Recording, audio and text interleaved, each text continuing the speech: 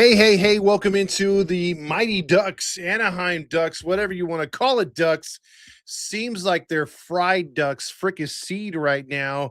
2-8-1 in their last 11 games, folks. And again, talking Ducks hockey has been painful to say the least over the last few games because, again, defensively, we try to hide it. We try to say, hey, you know what? Let's not talk about it, but like Demetrio has been saying consistently since day one of this Ducks season, the defense needs to get better. And if the defense doesn't get better, this could be a quick exit. And it could be something to where we don't see this team in the postseason. Now, I'm way ahead of myself. I understand.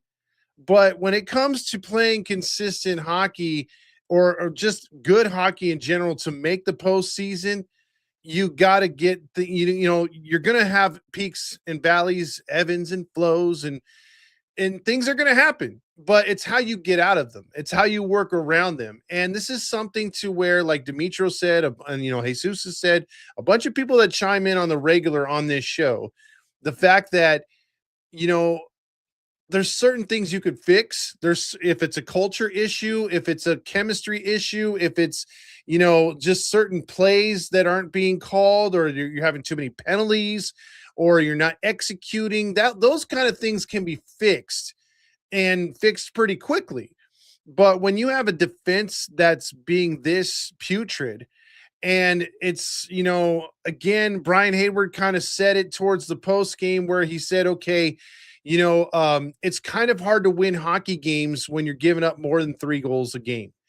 And that's what we're doing. And you could say, okay, it's Mrazek's. Mrazek's not that good in net. He's proven that he's not the greatest goaltender. And Dostal has had some very mediocre, goaltending performances himself. But are they the blame? No. Yes, they could have stopped a few more shots, but can you also take a few mental lapses away from them and give them an opportunity to rest? They think that they've already cleared a puck, and you're giving the defense an opportunity to get the puck out of the area and back to center ice and beyond. Yet they're turning the puck over before they can even get to the blue line. And guess what? All of a sudden you go from clearing the puck, stopping the puck from getting in the net, maybe clearing it from behind the net, to getting the puck to one of your defensemen who you think's going to get the puck out of harm's way, yet he's turning the puck over, crashing into his own man, or making an ill-advised pass, which then gets picked off, and all of a sudden you're standing up. Like you're not even ready. You're not crouched down. You're not ready for a shot. Yet what happens? The puck goes the other way, and all of a sudden, before you can get into a comfortable stance or try to say who's on my left, who's on my right, which angle should I take? Should I use my gloves? Should I use my stick? They're already taking an odd man shot 2-on-0 on you. And I could count like at least 5 to 6 times that happens per game. That's far too many opportunities for the other team. And the most frustrating thing over this 2-8-1 streak that the Ducks are currently on, after being so in fuego for most of the first half, as we approach the midway point, the fact that they're only a point out of first as we currently stand right now is kind of mind-boggling, to say the least. But the problems are just getting magnified, because you realize at one point the Ducks were going to come down to earth scoring wise. They're still putting on pretty good pressure, but they're not, some nights they're not finding the net, and that's going to happen. So to have a good balance for a team that's headed to the playoffs, or we think's headed to the playoffs, you got to be able to counter that with an effective defense. I'm not even talking about an all-time NHL great defense. I'm not even talking about a defense that's allowing 2 goals or less per night. No, I'm just talking about an effective defense that is going to give your goaltender a few extra minutes of rest, because they're clearing the puck out effectively. They're just stopping odd man rushes. They're getting to the, because there's points where it literally pisses me off at times watching this team get to the puck when the team penetrates our blue line, and we're able to put 2 men up against the boards, make sure the puck doesn't go behind our goalie's net to where they could dictate where the puck goes and get a guy back there trying to have someone crash to the net. We stop that from happening. And then also when they're trying to, we're trying to get the puck out, they're not able to get it to one of their guys on at the blue line or in the circle, right? We're able to effectively do that at times. And we look like a competent defense. But the problem is with that kind of pressure, you're overexerting yourself, you're leaving blind spots. So that occurs if the puck squeaks out of that double team. All of a sudden, you've got an odd man rush in the middle of the ice. And then on top of that, there's times where the Ducks just completely forget who they're covering or who their man is, who their assignment is, and they get lulled into watching the puck instead of watching the situation. And so when a play develops, they're just hung out to dry along with the goalie. So defensively, there's all kinds of issues that we're seeing. And now that they're losing, especially, we're not looking at the Ducks as, hey, they won 7-5. Like they were winning these games 7-5. They were winning 5-3. And we're able to say, okay, they got away with a couple the pucks that went off the post by the opponent. We were able to clear the puck out. We outscored the opponent, right? Like that covered the warts. But now if the team's struggling, getting off to a slow start, which it just seems like habitually on this losing streak, the Ducks have just found themselves down 2-0. That has just been the way that this team has played. It's just 2-0, 2-0, 2-0. Let's try to rally back. Let's try to rally back. You can only do that so many times. At some point, the defense needs to tighten up. And especially if you're looking to be in the postseason, do you think that we're going to get wide open offense and wide open hockey come playoff time? You and me both know, watching enough hockey, whether the Ducks were participants or not, that's not the case. Once you get to the postseason, it's another animal altogether. All of a sudden, all those chippy little penalties you can get away with rubbing a guy out, hitting him on center ice, getting those interference calls, the fighting, the pushing, the shoving, all that goes away. All the fast pace up and down hockey is not right there, because now you got to earn it. It's more physical. It's more physical, but non-penalties. There's not the high sticking. There's not the hookings for the most part. That stuff's cleaned up. When you get to playoff hockey, it becomes harder to score. Then your passes have to be crisp. Then you got to know where your assignment's at defensively. Then you got to know where your player's at offensively. If they're going to crash the net, if they're going to stay out for a slap shot, if they're going to, give and go, all that kind of stuff. All of that matters. All the little things that you can get away with in the regular season need to be tightened up. You can't go in there with loose bolts. You have to be tightened up and ready to play. And Jesus says, where's Leo? And that's another thing that's hurt the Ducks. You could say, well, they've been scoring like 3 to 4 goals per game, but they're missing Uncle Leo. Uncle Leo was on a very good Paul Correa, Teemu Solani, Ryan Getzlaf type of year, and he's fallen off due to nagging injuries, and also just, these guys, again, that's the problem with the way they've been playing. They've been overexerting themselves. They've been trying to play a lot faster, a lot better than they are. And when you're asking for this kind of pace for a team that's not used to it, it could possibly be getting burnt out. The mid-season, Olympics, the break, it could be very beneficial to this team. But if you're going to do something, you got to do it fast. And I'm talking about organizational wise. They got to do something very fast here. When it comes to, I've got, we got to shore up this defense. They got to make decisions where they're sticking with the kids and they're going to just grow and they're going to have the growing pains, because that's what we don't understand as a franchise that missed a couple rebuilds. Now they're finally in a rebuild ahead of schedule, but we got to understand, temper our expectations, because that's part of it, that this whole rebrand, this whole reconstruction, the whole youth movement that the Ducks are in, you're going to have ebb and flows, peaks and valleys, like we talked about at the start of this show. However, it's how you get through them, and we're going to also have growing pains. There's the growing pains that we're not taking into consideration. The growing pains are going to happen with this team because there's going to be mistakes. And again, we can't have all these flowers blossom at the same time. And so it's going to take some time. We're going to have our off nights, but this organization needs to figure it out. Is Dostal the man like we think he is? Can he clean up his act? Can we get defenders to help out Dostal? Veterans, winners, players that can fit Coach Q's system? Or are we going to ride it out with the rooks? Are we going to ride it out with the youth movement? It's a gamble either way because you want to save some of that salary cap. You want to keep some of that, the capital that we have in the minors and in the organization. But it's how much they believe in this team and how far they think it can go is how much they're going to put in. And I don't think it has anything, honestly, to do with money.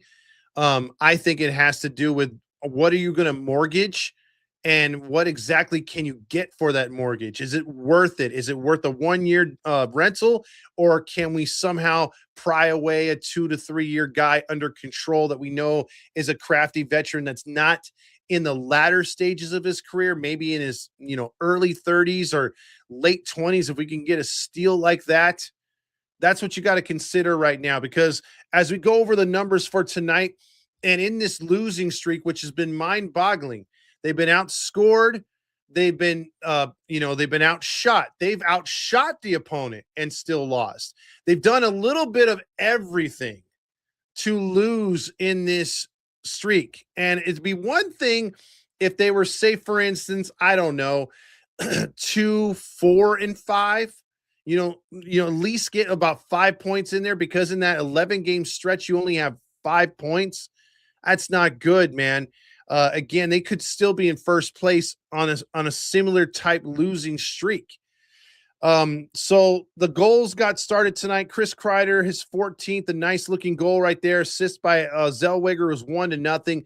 Mrazek late in the second period or first period gives up a goal to Justin Surdoff, his 6th of the year, assisted by McMichael, 17.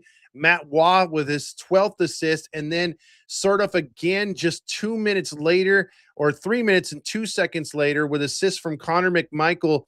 Surdoff's 7th goal of the season makes it 2-1 Washington. Then Leonard in the second period gets an assist from Surdoff, so he has 3 points right there. Also Connor McMichael's second point of the night, 3-1, and then Surdoff finishes off the hat trick with assists from Leonard and McMichael. So McMichael, Leonard, Surdoff, those guys were the pain in the asses tonight.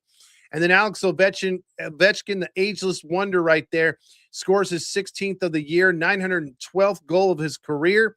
Assist from Mike Fernavy, 10th assist, and Carlson's 22nd. And then the Ducks kind of wake up. Killhorn comes from the defense, crashes the net, scores a goal, and a nice turnover right there that the Ducks created to make it 5-2.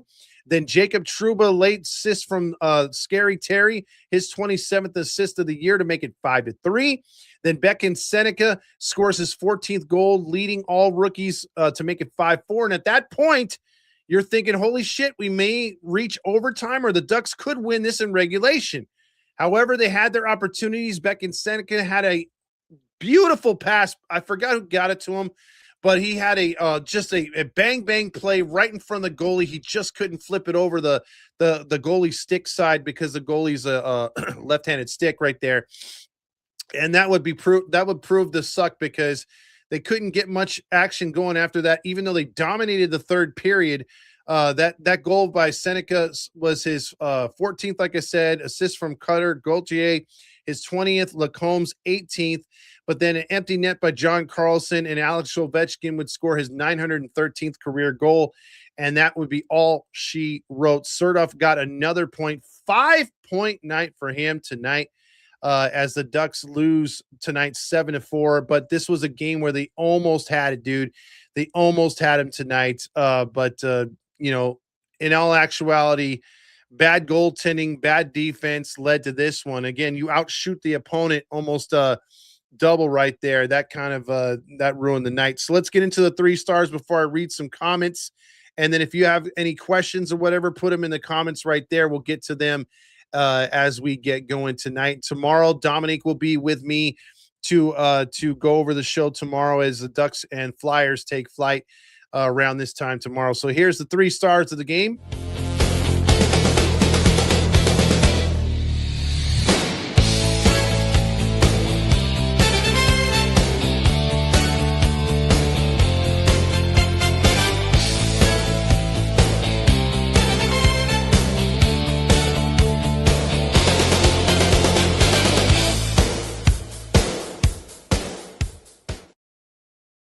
Well, 3 stars for me tonight. I'm going to give one to at least a Duck tonight, and Beckett Seneca. He played his ass off tonight. His stick handling was really good. He's a guy that you got to have out there right now while Uncle Leo's not playing all that good. And it seems like even Scary Terry's not the same with Uncle Leo out there. But Beckett Seneca is turning into that Getzloff type player.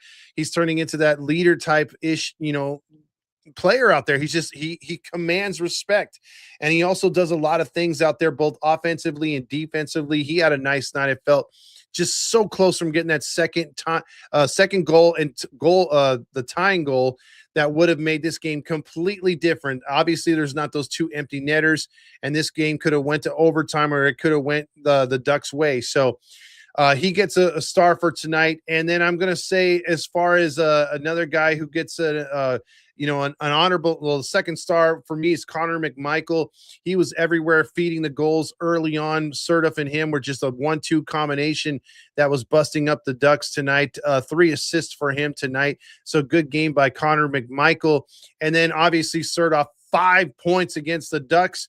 3 goals and 2 assists. You can't go against that tonight. What a night. He almost single-handedly tore apart the Ducks tonight. For the Washington Caps, as they started the season, the last time the Ducks faced the Caps, the Ducks beat them, in December. What a difference a month makes. Washington was scuffling at the time, but now they're up to 50 points. They've been on quite the roll. They are now 22-15 and 6. And then you look at the Ducks at 21-18 and 3 at 45. You know what? And just for the hell of it, guess who joins the show? What is up, my man? Dominic. What's up? Sorry, I was finishing cooking dinner and I completely forgot. I was watching the Ducks game, and then I'm like, holy crap, this is a road game. This isn't a home game. We have to do this earlier than usual. So I'm like texting you. I'm like, I'm finishing dinner. I'll be on there ASAP. So finished dinner, ate it up. And now we get to I'll continue talking about the shitty performance tonight. Well, yeah, because we were just mentioning right now, I just got through the 3 stars. I was going to get with you. I thought we were going to do the Flyers game tomorrow. I was already pumping that up. And that's all right. Yeah, we're obviously going to get to the Flyers game tomorrow. It's going to end before the Undisputed Football Show. So don't forget to catch that. But tonight's game, Dom, I gave my take about it. The defensive struggling. I'm on Dimitro's side, Jesus' side. A lot of the guys in the comments over the last couple weeks, bro. This team is 2-8-1 in their last 11. And do you agree, man? The defense has just let this goaltending down. Well, I think it's a lot of combination of things right now. I know we were flying high very early in the season, and this stretch has definitely been the roughest part of the season, and probably, this kind of little PTSD back to the worst season in franchise history a couple of years ago, when you're that down in the dumps, the goalies are not performing well, defense isn't good. And like we talked about early on in the season, it's great to score 5, 6, 7, 8 goals a game, but at some point that's going to stop. And the Ducks right now, for most of these games, 2, 3, maybe they get to that 4 spot here and there. I think right now for the Ducks, the biggest issue, of course, is defense. But also, I'm going to have to throw this on Dostal and Mrazek a little bit. A lot of soft shots that are allowing it. And these guys are supposed to be the veteran cornerstones. And more so Mrazek than Dostal being more of a veteran. Dostal is still a young guy. We treat him like he's like this 30-year-old veteran when he's only 25 years old. But I think we're at that time of the year where the Ducks are a younger team. And you're going to see those dips from those younger guys that are not used to playing at this high level in first place, battling for a division title halfway through a season. So maybe you're seeing the longevity kind of dip out. That's where the Ducks need their veterans to play stronger. Well, Toronto's out, so that's not helping. And even before being out for 6 to 8 weeks, he wasn't helping his cause. Ryan Strome, same situation, has not been a pivotal factor this year for the Ducks. Killorn has been fine at best. Trouba has been great. Gudas mid at best. So a lot of these veteran presence that were what we believe behind the curtain having a lot of impact with these younger players on the statistical sheet are not getting the job done when the younger guys take that step back. And, Leo Carlson has calmed down a little bit. Cutter Gauthier has calmed down a little bit. When the Ducks and Joel Quenneville, I still believe in this team. I still believe in the coaching staff. But when Leo Carlson has a week or two where he's off, someone's got to step up that's a veteran that says, okay, my time to shine. And right now, the only two guys I felt all season that have really stepped up to the call has been Chris Kreider and Jacob Trouba. Those have been the only two veteran guys. So if the Ducks, not if, let me rephrase that, when the Ducks make moves going into either I don't know if it's this month. Maybe the Ducks jump started early and try to get some moves done before the Olympic break. I'm not sure. But whenever those moves come in, I don't know if it's trade a veteran, get a veteran, trade a veteran to get some younger guys and just create more young guy culture. The Ducks need to make moves, and they're going to have to make them fast. The one saving grace from this horrible stretch for the Ducks right now, the rest of the Pacific Division has been kind of playing the same way. It's not so much that the Ducks have gone from first to last. It's just everybody from top to bottom is now pretty much within 5 games of each other. Yeah. So the next couple of weeks after this road trip, I believe it's later this month, they have 6 straight games at the end of January going into February, all division opponents. So the Ducks just got to figure it out at this point and ride the ship in the right direction. And maybe you feel you get one win and it can bust the floodgates open and you just get the monkey off your back and you say, okay, this is what winning feels like. Let's go on a nice, I would take even a 3-game winning streak right now. Yeah, I mean, you got it, because we were talking about when the show started, there's peaks and valleys, ebbs and flows, man. It just feels like, a good winning hockey team can get it together if it's something like, something simple or something that just takes a fight, in the locker room or some yelling or something like that. Yeah, and Demetrio brings up a good point. The worst part about this funk is that we're not getting the bounces that we were getting that first half of the year. And we talked about that at the watch party at Noble when we played Vegas that night, and we said, wow, every bounce is going the Ducks' way, or ricochet off the boards, or somehow a beautiful pass slithers past the defense and it's a 2-1-1 break. Everything was just lining up perfectly, but right now it's not. So you have to grin and bear it through it and find a way to make the non-situational plays situational, if that makes sense. It's one of those things where there's not really one point to this where I say, oh no, what happened? I think at the end of the day, I don't know, maybe the Ducks just need a break. I don't know if it's the longevity that's not working at this point, but maybe they just need a break.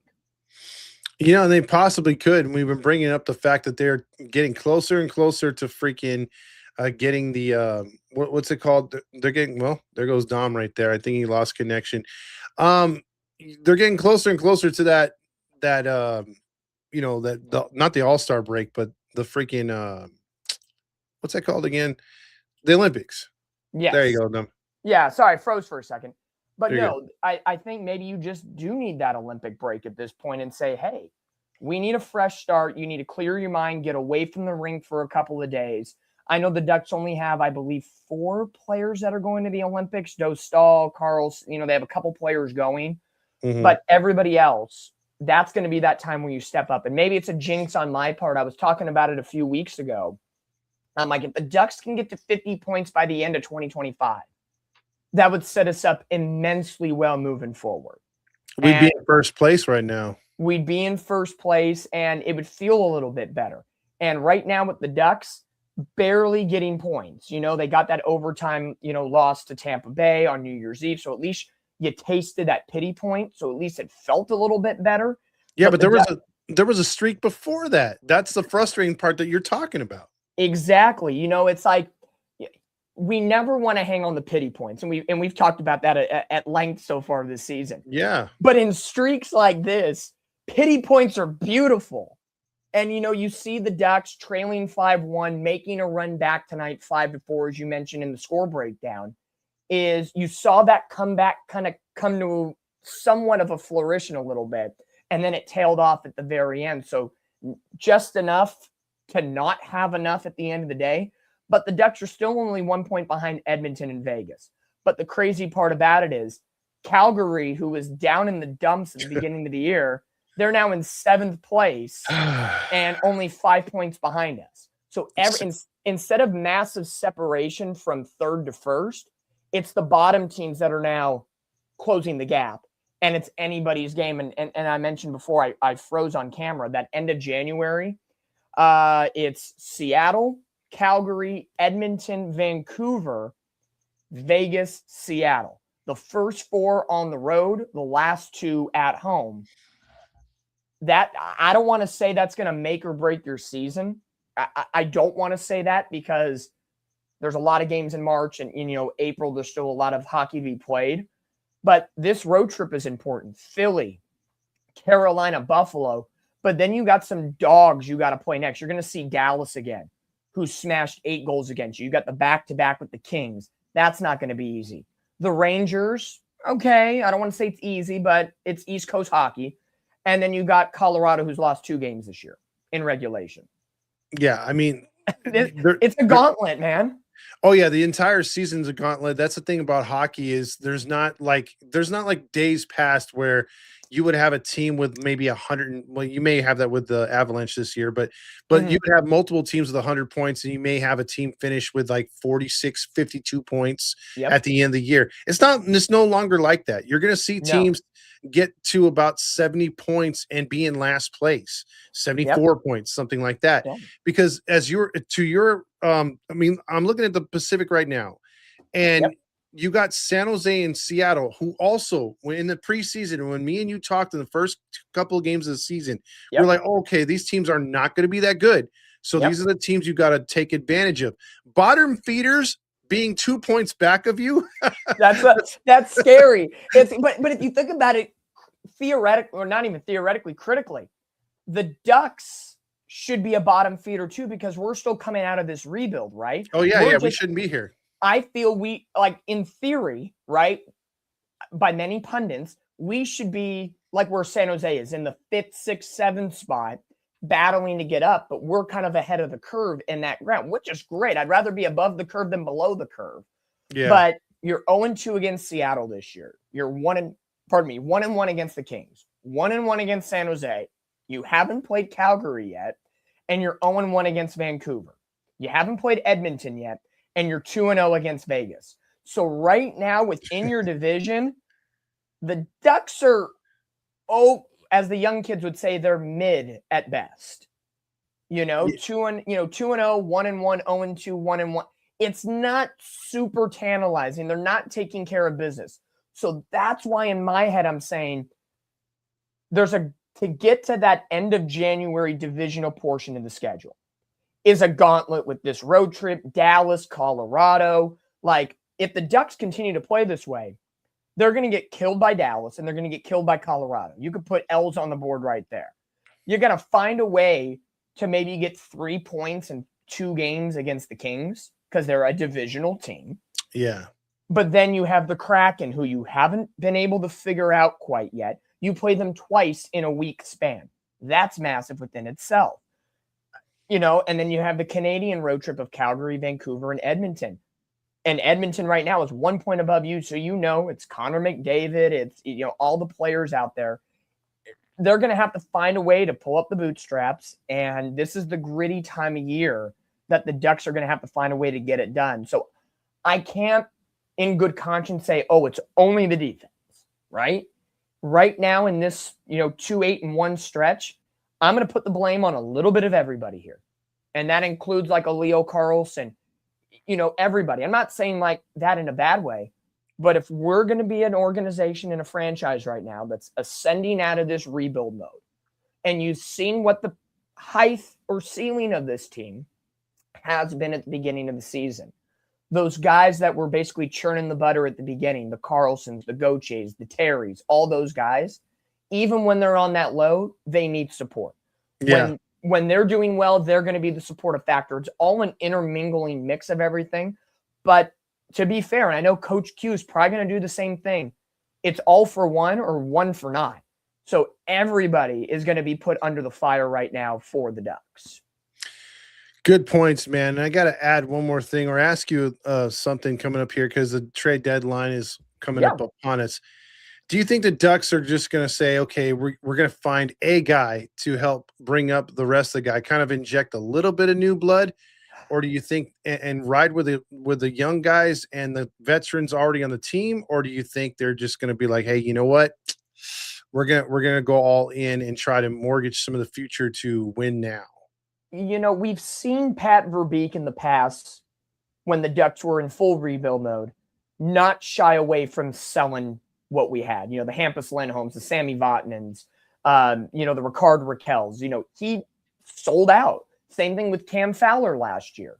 So he's not afraid to make the moves to sell.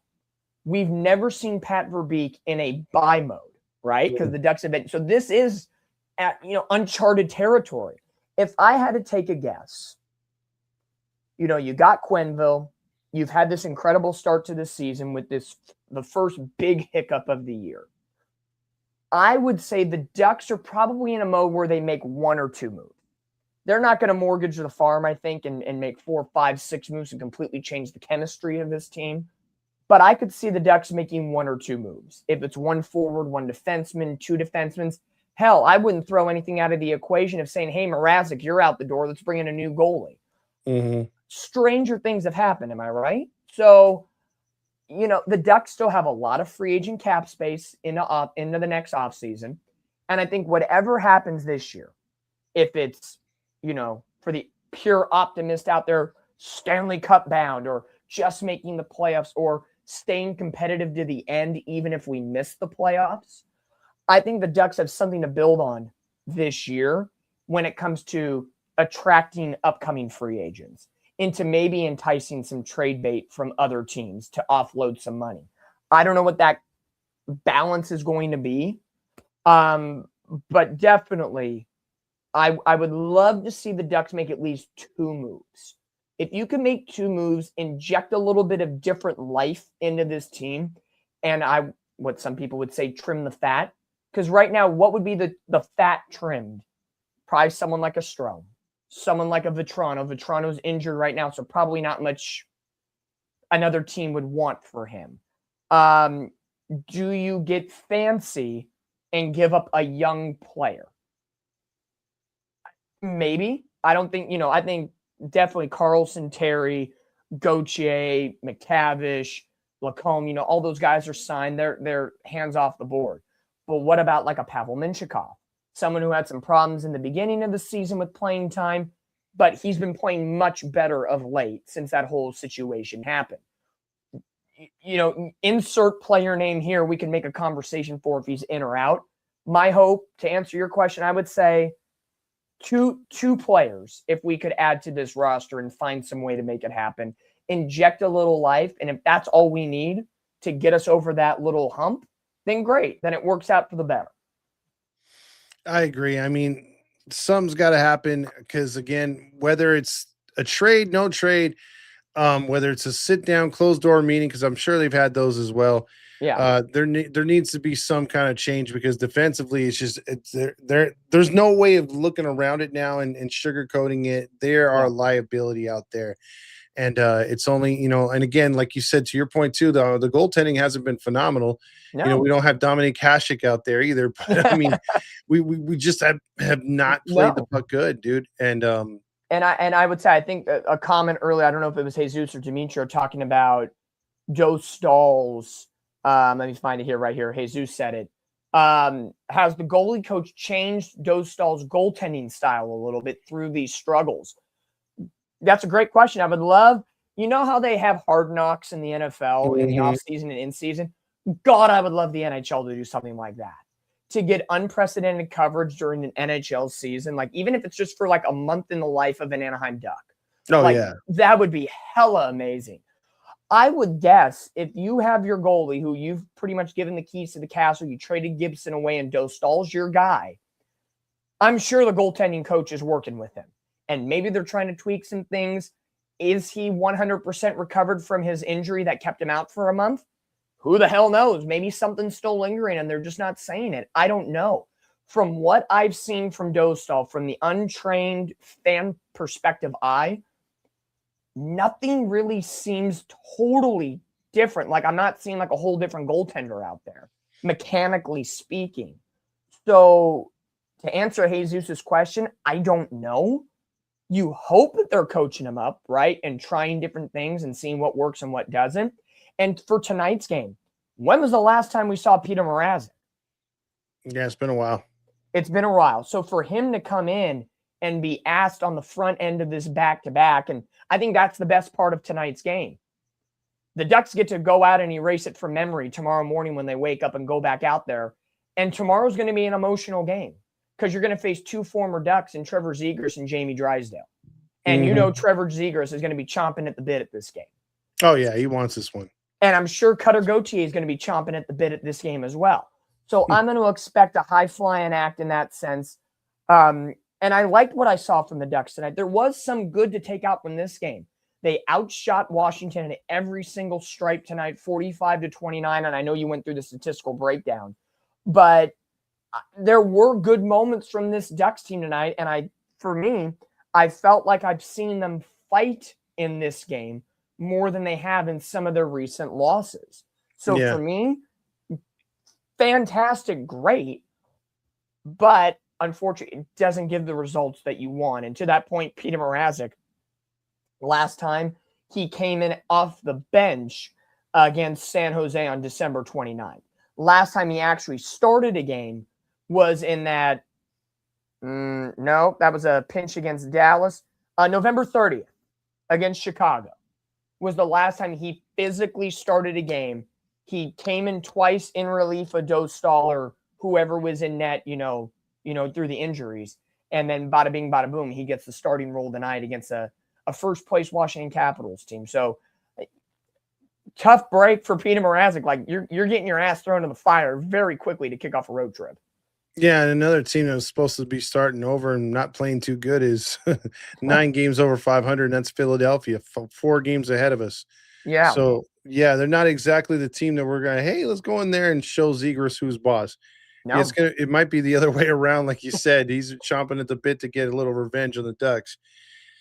That's about what I got for tonight. Anything else you want to add to that? Because I didn't do Hoser of the night. I did do the 3 stars. So you want to handle Hoser? Sure. Let me quickly go through the box score where we have 8 seconds while the Hoser music plays. There you go.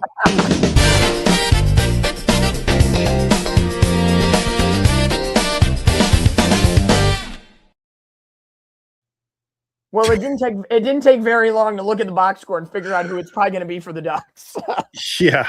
There was good moments for the Ducks tonight, but talked about him a minute ago, and he just hasn't had a great, I don't want to say start to the season. Well, he started on the season on the injured reserve, so that doesn't help your cause. No. He just hasn't found a rhythm, hasn't gotten things going, and I don't know how he truly fits into this Joe Quenneville system.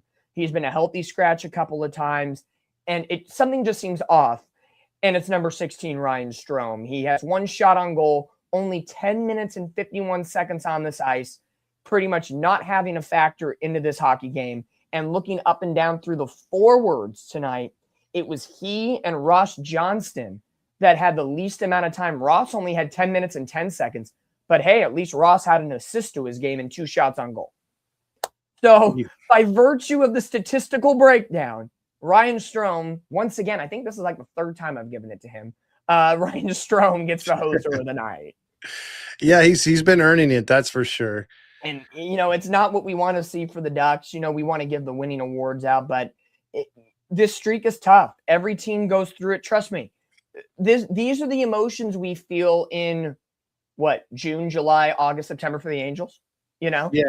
We're in prime Angels season form right now. It's great. Yeah, they make August and September not fun as baseball fans, and because they prolong it, they just don't Yeah, start with a 2-8-1 streak. They keep it going, and at least with the Ducks, I think you know it, I know it, everybody in the chat knows it. That at some point this team's going to turn around, and we may go on an 8-2-1 road, streak. So it's exactly. definitely doable.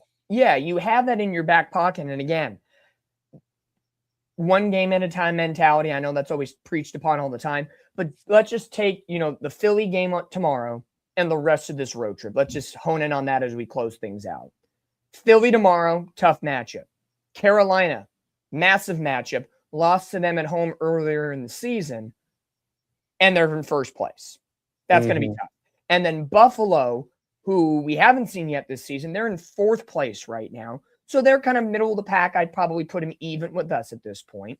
So this isn't an easy road trip. At this point, after losing tonight, you would love to find a way to get 2 wins out of the next 3 games, right? Like that kind of feels better because you get 2 days off and welcome Dallas at home.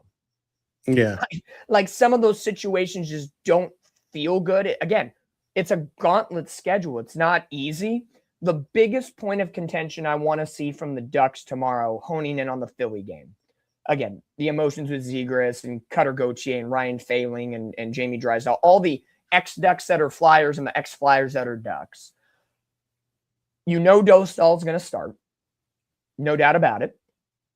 Somehow in his brain, he's got to find a way to not give up 3 goals.